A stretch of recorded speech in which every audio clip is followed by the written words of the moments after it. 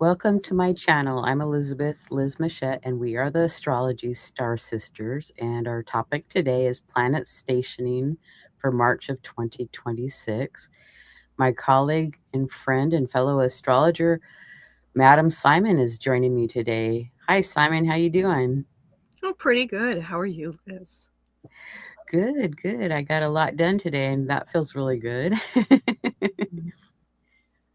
Simon is an archetypal astrologer, tarot reader, and visionary artist. And the website for Simon is iconalchemy.com.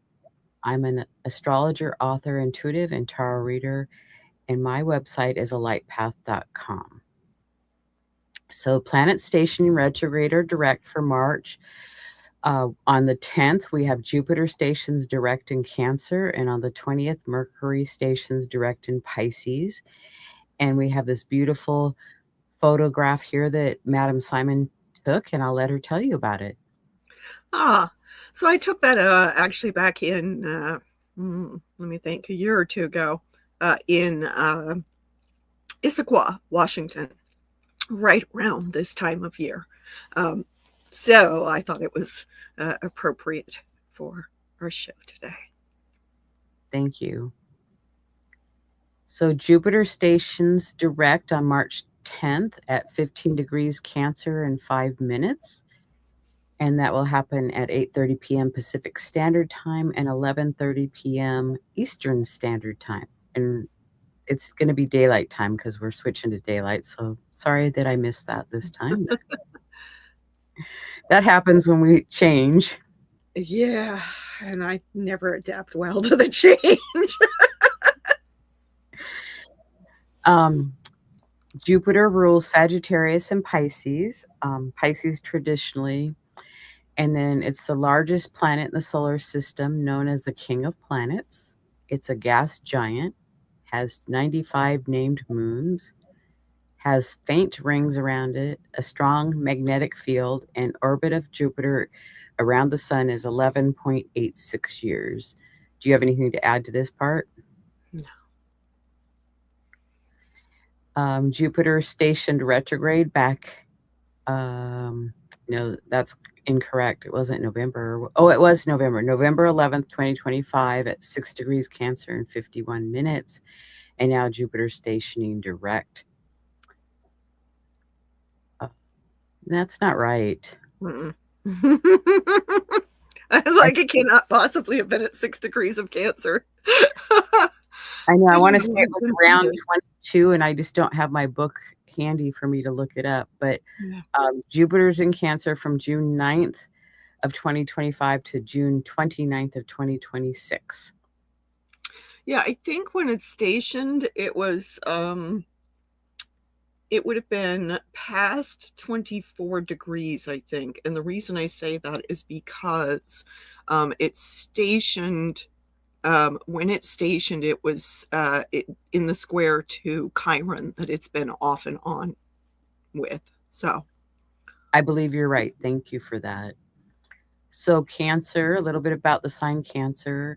It's a cardinal modality which initiates, creates, and begins the seasons. The ruling planet is the moon. The element is water, emotional, feeling, intuitive, reflective. The mantra is I feel, and I'll let you do the keywords and cautions, please. sure. So, some of the keywords are nurturing, caring, family, mother, security, children, emotions, feelings, sensitive, warm, and sentimental. Um, some of the cautions are being oversensitive, taking things too personally, a lack of boundaries, being controlling or passive aggressive. Cancer is security oriented, um, and is trying to be both self-protective and protective of those who are closest to Cancer. So there is that association with home and family, but also what I call family of the heart, which are, the people who really get you, your closest friends. Um, But also, something that I think is not often talked about with Cancer, but I have noticed it and very much associated with Cancer, is that Cancer can actually be very good at business. And the reason is because Cancer is sensitive and at the same time protective, then a Cancerian business person is typically not going to take stupid risks. And they're going to have concern for both themselves and their business and their customers, which of course their customers are going to feel. um, and so, as both Liz and I have lots of placements in Capricorn, Cancer's opposite sign. And often Capricorn gets, assumed to be good at all the business stuff, but Cancer somehow seems to be ignored there. But I'm telling you, I have observed too many good Cancer business people not to make a mention of that. Thank you. That was good to add that to it. I like that. So Jupiter stations direct on March 10th at 15 degrees Cancer at 8:30 p.m. Pacific Daylight Time. And this is the chart for Seattle, Washington. So Jupiter is at the really close to that midheaven or the top of the chart there. And then here we have the aspects that Jupiter is making on as it's stationing direct, trine the Sun, Mercury, and Pallas Athena, quincunx the Moon, and sesquiquadrate Vesta. Would you like to speak to some of those? Okay, well, obviously trying to Sun, Mercury, and Pallas seems kind of nice. It's very nice when the Sun and Mercury are trine. We can have this sense of enthusiasm, buoyancy, optimism, hope, faith. But we can also have some inflated egos. It is important to remember that trines are of the nature of Jupiter. Okay. So they kind of double down on that expansiveness of Jupiter. And there is increased flow, increased interaction between the planets. And there's this kind of like smoother passageway between them. And so that can make their topics bigger. And since one of the topics of the Sun is, our core sense of self, okay, our egos, then Jupiter trine Sun can exacerbate ego. Can also bring themes of leadership to the forefront. And remember that with the planets, while we can certainly have, the things that we may prefer or the things we consider cautions, no planet is inherently good or bad, right? And therefore, when it comes to their themes like leadership, okay, the planets aren't saying if the leader is good or bad. Exactly. Okay. So, on one hand, if, you've got somebody who is always doing a great job, organizing and making the community happier or making a business run well or what have you, that's a great thing. But also, if there's failures of leadership, they're more likely to show up when the themes of leadership are being emphasized. Okay. And the Sun, of course, has to do with, among other things, our awareness, right? It is what provides us the light by which we see. Okay. And daytime consciousness, most people can see better by day. Even nocturnal people like myself are still going to see things, a little bit more clearly by day. So when we've got the Sun trine Jupiter, then there can be this sense of visibility of the leader. By the way, since Jupiter, among other things, governs faith, okay, that is not just secular leaders, that can be religious or spiritual leaders, okay? And like I said, it can also be community leaders, okay, who steps forward, who has that confidence that is appropriate to the king of the gods, right? That can also then, like I said, it brings up issues of ego. It can bring pride to the forefront, right? Now, this is, the Sun and Jupiter in watery signs. It's not quite the same as if one of them was in, say, Leo, right? But even when it is operating within this, more sensitive emotional realm, there is still going to be that sense of like, look at me. Okay. For better or for worse, right?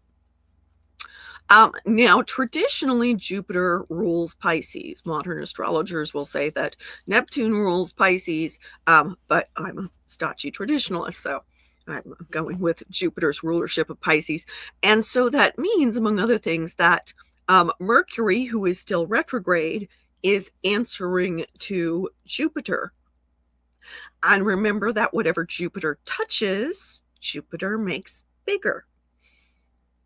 So this can be a case where the trine might bring things that we're less thrilled with, like louder versions of the things that Mercury's retrograde has been trying to tell us. And because Mercury in Pisces is considered to be debilitated, Mercury's concerned with logic, right? With reason and rationality, whereas Pisces is intuitive and feeling and, capable of perceiving things that we don't have empirical evidence of, right? And so that's a contradiction in terms for Mercury, right? So in this case, the trine to Mercury retrograde might kind of exacerbate that, sense of I'm trying to make logical sense of things, but my feelings or these vague little whispers from I don't know where are interfering with that logic. Okay. And obviously, I don't think that getting intuitive information from somewhere else is a bad thing. But one of the challenges with Mercury in Pisces, because Pisces isn't so great with boundaries, and neither is Jupiter, right? Jupiter wants things to be boundless, right? Big as big can be. Because that is the case, then it can be difficult to sort out our own thoughts and feelings from those of others around us during Pisces season. And with Mercury in Pisces, that makes it that much harder. We can kind of think of Mercury as being, it's the first planet out from the sun. And if the sun is the source, the center of the solar system, then Mercury is the first step in the process of individuation from the collective, from the whole. Okay. And so when that Mercury, that first step in that process, is confused, we may have a hard time, sorting out our own ideas from those of other people around us. We may have a hard time speaking clearly. And again, none of that is necessarily bad, right? Because there's times when we should be paying attention to things other than logic. But if we're in situations where logic is really important, then we're going to want to take extra time with those things. So, we hear the warnings for Mercury retrograde periods of, don't sign contracts without like really paying extra attention to them. Uh, don't do things that require that you be absolutely certain about what the facts are until you've had a good long while to look at it and be certain that you're not being deceived or deluded. Okay. Mercury can be associated with, among other things, thieves and scammers. Okay. And this can be a time because Pisces is so feeling and so concerned with the needs of others. And now Jupiter in Cancer also concerned with the needs of, protecting what matters to us. Well, if we decide somebody matters, to our hearts, even if they're up to no good, but we don't know it, right? Then we may find ourselves more inclined to do things for them that give us the short end of the stick. Okay. Piscean compassion is a lovely thing. Cancerian, mothering, nurturing is a lovely thing, but they can be manipulated. Okay. So it's important to pay attention, to not throw our discernment out of the window, and to take extra time if we are confused about something. And not be afraid to say, no, I'm not ready to do that yet. I need more time to think about it, to get clear about something. Now, Pallas Athena being in the midst of all of that, I think she is a good reminder of the need to be reasonably sensible and strategic. But also because she's in Pisces, there can still be some of that muddling going on, particularly when it comes to our plans. I would definitely say that this is a time to be adaptable and flexible when it comes to planning. Quite frankly, we should probably do that anyway, regardless of what season it is, but especially now. Pallas there is that reminder that even the most careful planning can get tripped up by unforeseen circumstances. Okay. And that planning, it can be perhaps a bit more confused and a bit more emotionally fueled during this time. Okay. We've got a quincunx to the moon, which is awkward.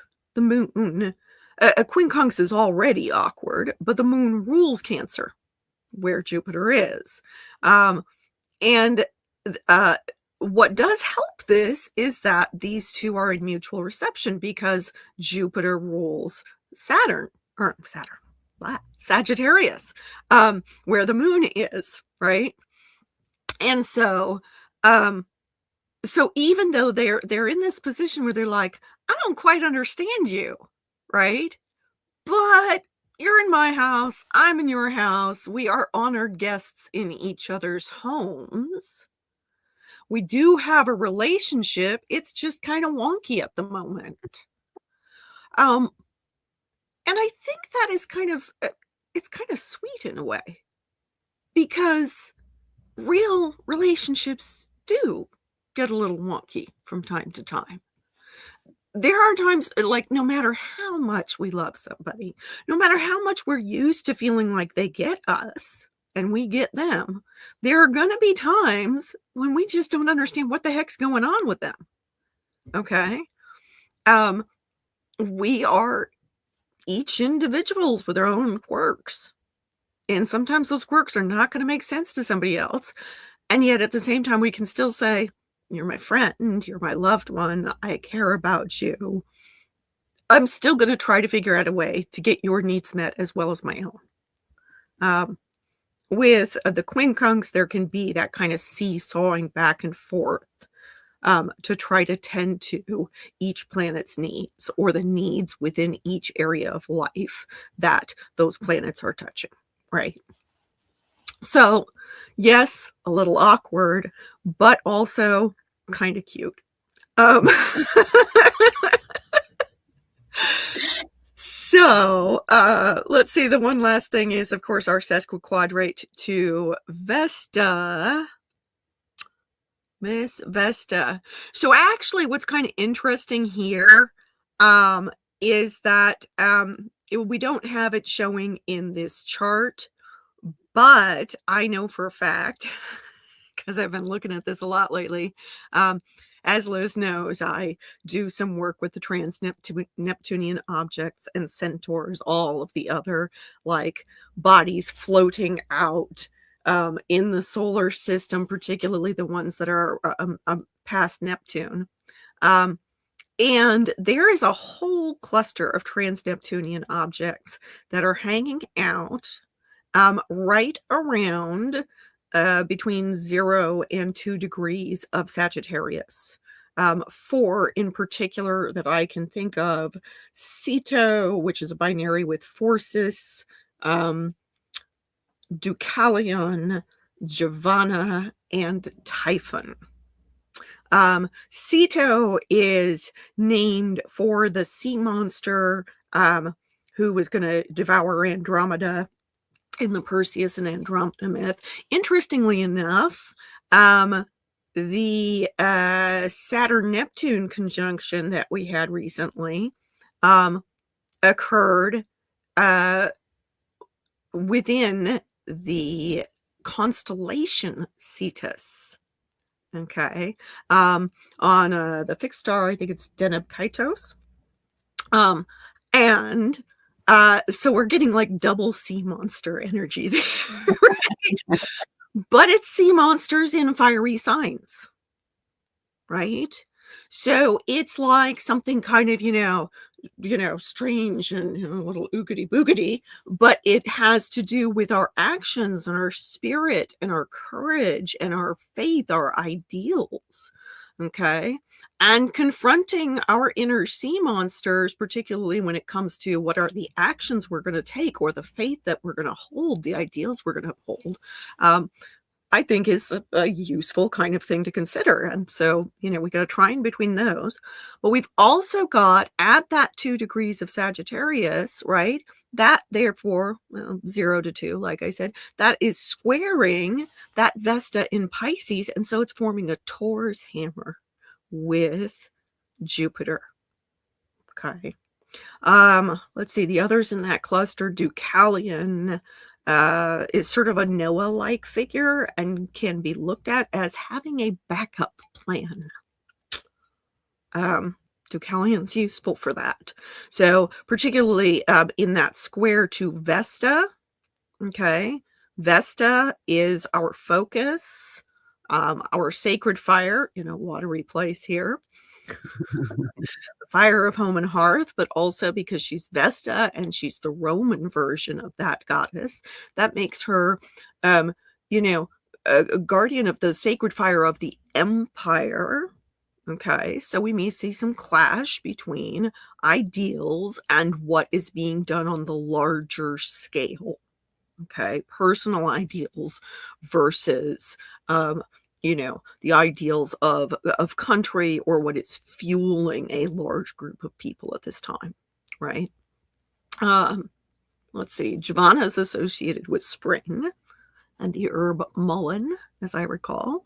And Typhon is another kind of monster figure and has this kind of explosive power.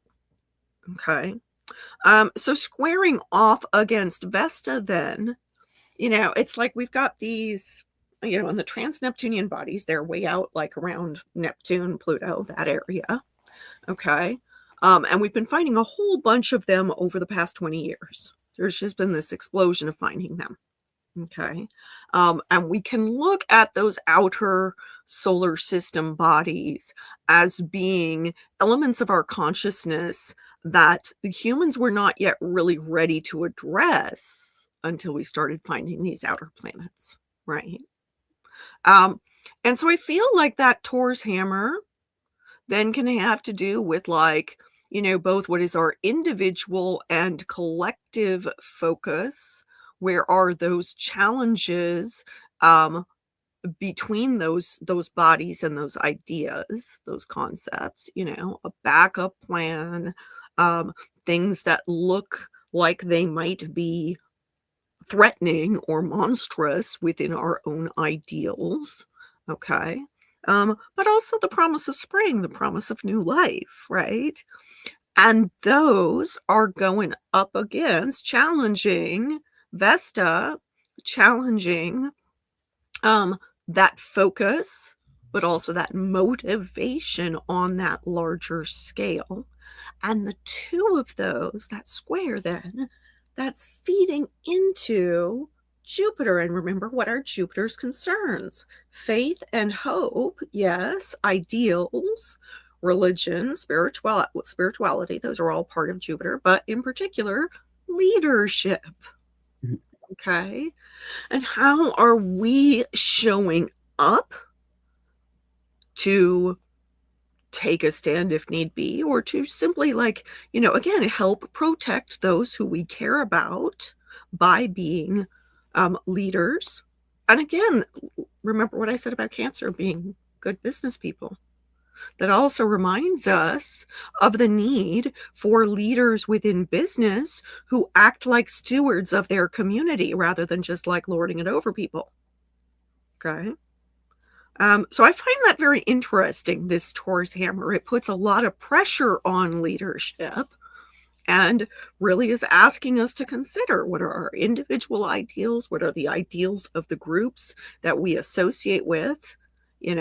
It's both personal and political. It's both individual and group. Thank you for that. And since we have Jupiter in a water sign and then Pisces is a water sign, like you said, the emotions and feelings can be rising. And then we have that quincunx to the moon. So the emotions and feelings rising to the surface, sometimes it's a very positive thing, but sometimes we need to funnel that energy in a good direction and take care of ourselves. So with that Sagittarius, we have the fire and the water, and we've had a lot of that going on, the fire and water, switching from water to fire, back to water, back to fire. So I would say Yes. good care of yourself and others. It's like be as kind to yourself as you are to others. Yeah. Yeah. I mean, this between Pisces season and the upcoming Aries season, we've got this lots of fire and water emphasis that's been going on for weeks and will continue to go on. And of course, fire and water together make steam. So, so we're in the steam bath. Okay. So now we're going to switch to Mercury stationing direct on March 20th at 12:33 p.m. Pacific Daylight Time and 3:33 p.m. Eastern Daylight Time. And Mercury stationed retrograde on February 25th at 22 degrees Pisces and is stationing direct. And Mercury has been in Pisces from February 7th and will be in Pisces until April 16th. So Mercury shadow phase, the pre-retrograde shadow phase was from February 12th to 25th. So oftentimes in the pre or post shadow phases, because it's Mercury's tracing a certain degrees and going in and out. And so sometimes at the pre-shadow, you'll feel like, oh, what's going on? Mercury's retrograde. And you're like, no, it's not retrograde yet. And then the post-retrograde shadow is from February, should be February 20th to April 10th. Or March 20th, sorry. Yeah, I think paying attention to these shadow phases can also be important, because remember that something like 15% of the population is born under a Mercury retrograde. And therefore, yeah, I know for myself, being a Mercury retrograde baby, I tend to have the most challenging Mercury retrograde stuff, not during the retrograde. During the retrograde, I feel normal.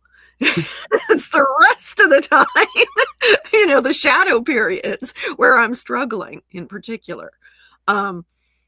So yeah, just pay attention to the fact that the shadows are there, and don't take anything for granted when it comes to Mercury topics under that influence. So Mercury rules Gemini and Virgo. Mercury retrograde is about redoing, reviewing, reevaluating, and rethinking. And do you want to do some keywords and cautions on this one too? Sure. Mercury, of course, governs communication, governs siblings, community. I actually would like to add in here commerce. Okay, that is a mercurial topic. It is an exchange of things, right? The mind, learning. It is quick, right? The element of Mercury is called quicksilver, right? Mercury governs our intellect and reason, teaching, speaking, writing, and we did mention learning up there. Mercury also is the god of gaming. And so I like to remind people of that. We certainly, associate Venus with pleasure, but Mercury does govern this fun activity. Okay. Some of the cautions are confusion, information overload, deception of oneself or others. Mercury is also a god of thieves. And therefore would be the patron of scammers as well. Okay. Another caution is procrastination, being indecisive, or fence sitting. Since Mercury rules Gemini, right? Gemini sometimes gets accused of being like, two-faced or fork-tongued. But typically, in my experience, what is going on with Gemini when it seems like, they thought one thing one moment and then they think another thing another moment is they got new information. So they adapted their opinion to fit the information, and those who are not as quick or didn't get that information are having trouble keeping up. And therefore can, make some judgments as a result of that. But I do feel like, it's important to remember this with regard to Mercury and those Mercury signs. It's important to remember with any sign, that there's always these things that we may not be aware of that are governing how that sign is interacting with us. And we may think their motivations are one thing when they're entirely different. Especially while Mercury's in Pisces. Absolutely. So a bit about Pisces. It's a mutable modality. It's about finishing, evolving, meditating, and adapting. The ruling planet is Jupiter and Neptune. It's a water element, fluidity, emotions, intuitive, subconscious, and dreams. And some mantras are I imagine or I believe. And would you like to do the keywords and cautions again? Okay, so keywords: dreamy, intuitive, spiritual, sensitive, mystic, compassionate, imaginative. Some of the cautions are confused, nebulous, enmeshed, escapist. Pisces is, because it's the end of the zodiac, it tends to deal with any of the lessons the other signs haven't learned. It is sometimes referred to as the garbage can of the zodiac because of that. A more complimentary way of thinking of Pisces is it's the eldest sign, right? It's been through what everybody else has been through, and it's now come to the end of a cycle. Okay.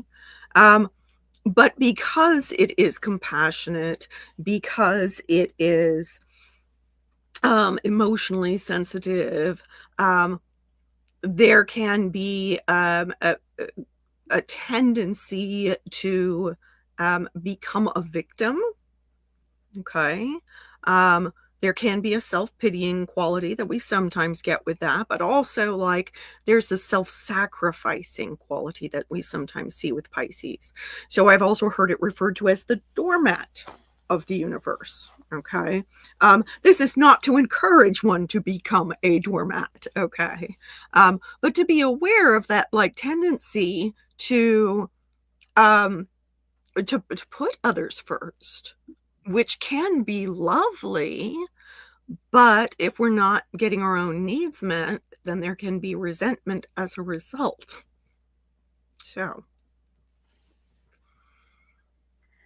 So Mercury stations direct on March 20th at 12:33 p.m. Pacific Daylight Time. And here in the Seattle chart, that will be in the 9th house. And Mercury aspects are its conjunct Mars, Vesta, and the North Node. So would you like to talk about that, Simon? Right. So conjoining the North Node in particular, that can give it there is this kind of fateful sense, or almost like a haunted quality, right? To anything that conjoins the North Node. Okay. Depending upon, which tradition you're looking at, there are different attitudes toward the nodes, right? And we can certainly say that the nodes relate to our karma, relate to sort of this arc of destiny. What is it we are moving toward? What is it we are learning in particular? So in a way, I find that rather nice to have Mercury stationing in this place that represents what we're moving toward and what we're trying to learn. Okay. Now, the conjunction to Mars is a little loose, but it is there.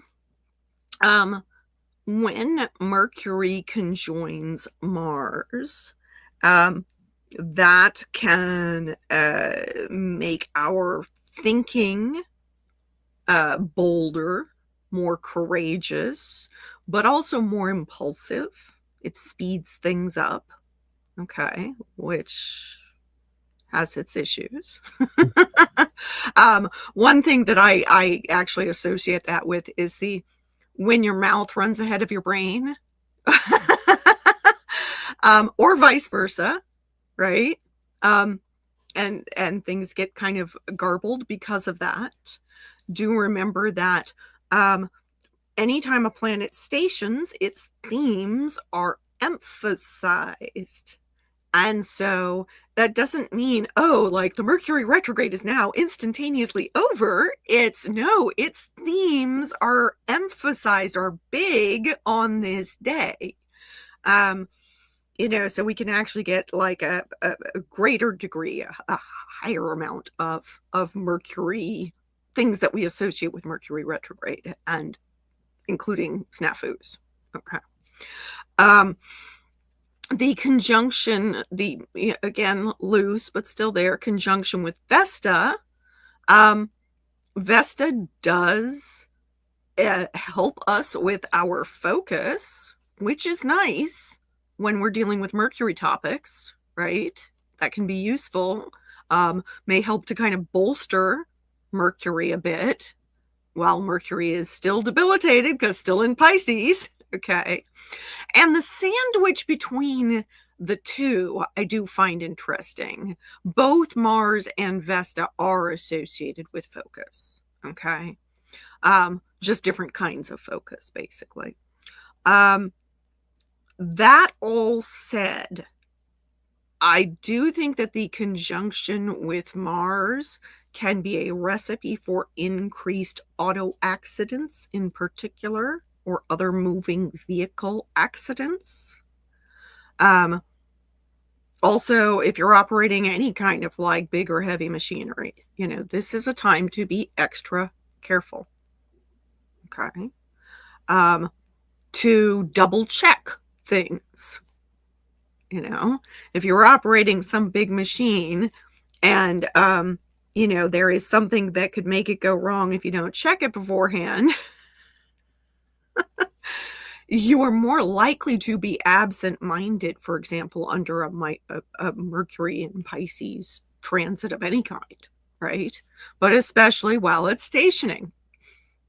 So again, it does not guarantee bad things happening. It means be extra careful. Be as meticulous as you can be, as thoughtful as you can be, because your mind may be wandering. Or somebody may be talking to you and you're having difficulty paying attention through no fault of your own. You're distracted and something happens as a result.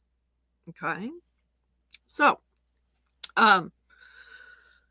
yeah, so there's all of that. There is also, Mars can be really impulsive. And so anytime we've got Mercury and Mars together, then there can be that potential for saying or doing something impulsive that affects Mercury topics. Okay. So among other things, I would say impulse buys are something we might want to watch out for at this time. Okay. And because they're there with the North Node, there is again that sense of fatefulness. Remember, I said that the North Node can represent the lesson that we are moving toward. Well, if you think about big fateful lessons, they often are not very comfortable. Okay. So again, I feel like that emphasizes more of that. I do think that it emphasizes also communications that relate to conflicts with potential, big consequences. Obviously, there is war at work in the world right now. It is possible that maybe there will be communications at this time that impact that, or, more or bigger or more consequential communications that impact that. Thank you, Simon. That was great. And I want to thank our audience for joining the Astrology Star Sisters and our March stationings. And I want to thank all those that have been watching live. And I want to thank you, Simon, for joining me. It's always a pleasure to have you on. And I thank those that are going to come back and watch in the future. And I'm going to let Simon tell you about her Patreon page. Right. So I do some writing there. I have been doing less writing there and more arting there lately.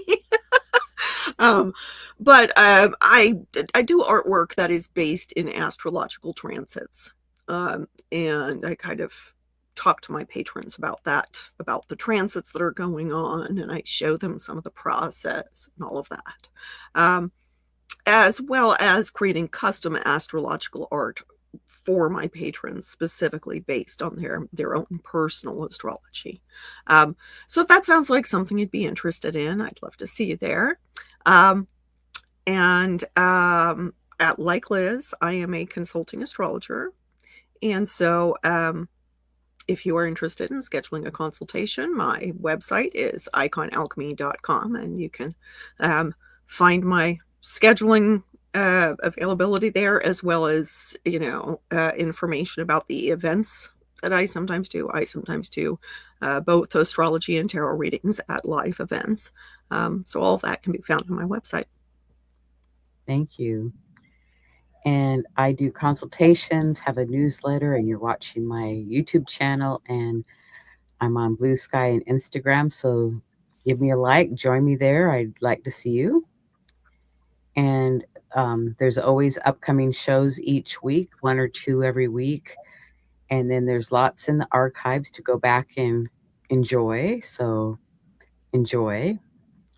And I want to thank our sponsor, Astro Peregrine Software, an astrology software for Mac and Windows. And you can find out more information at astroperegrine.com. And thank you, everybody, for joining the Astrology Star Sisters today. We appreciate all of you. And thanks again, Simon, for joining me. Thanks for having me. and we're going to say goodbye for now, and we'll see you next time. So, goodbye. Thanks.